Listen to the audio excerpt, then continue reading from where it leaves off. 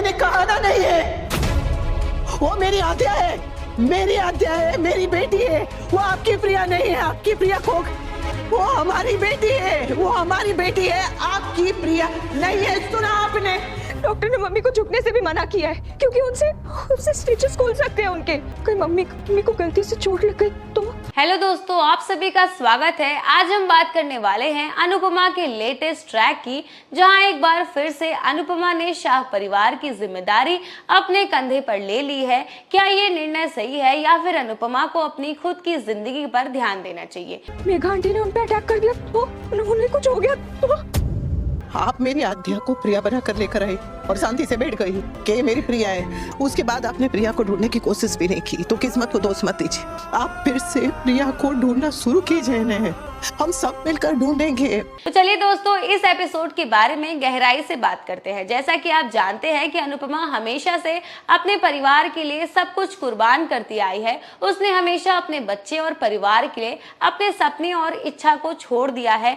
लेकिन इस बार परिस्थिति कुछ अलग है। वनराज और बा के बीच कड़वाहट और परिवार की टूटती हुई बुनियाद ने अनुपमा को एक बार फिर से शाह परिवार के करीब ले आई है। प्रिया मिल जाएगी।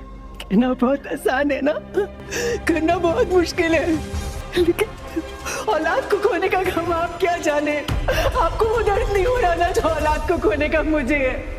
आप नहीं समझेंगे। लेकिन सवाल ये उठता है कि क्या अनुपमा का ये फैसला सही है? क्या उसे फिर से परिवार की जिम्मेदारी लेनी चाहिए, जिससे हमेशा से उसे सिर्फ और सिर्फ दर्द और दुख मिला है, या फिर अनुपमा को सिर्फ और सिर्फ अपनी जिंदगी पर ध्यान देनी चाहिए? इस शो में हमें देखने को मिल रहा है कि कैसे अनुपमा के दिल में अभी भी अपने परिवार के प्रति अपार प्रेम है और करुणा है। हालांकि हमें ये भी नहीं भूलना चाहिए कि अनुपमा की खुद की भी एक पहचान है और उसे अपनी जिंदगी भी जीनी चाहिए। अब यहाँ पर आपका क्या मानना है? क्या अनुपमा को शाह परिवार की जिम्मेदारी उठानी चाहिए या फिर उसे अपने जीवन की एक नई शुरुआत करनी चाहिए और अपने बारे में सोचना चाहिए? ये हमें आप कमेंट सेक्शन में जरूर बताएं। इस पूरे घटनाक्रम को देखने पर ऐसा लगता है कि अनुपमा के जीवन में एक नया मोड़ आने वाला है।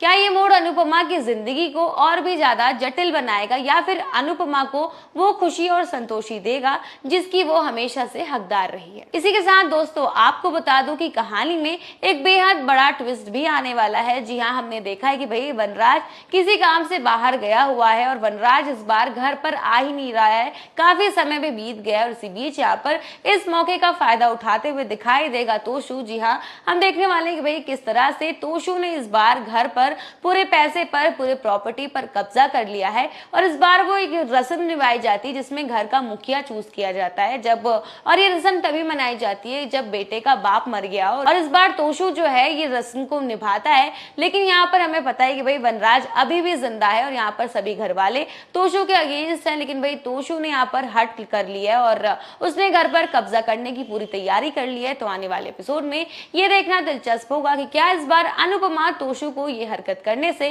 रोक पाती है या नहीं।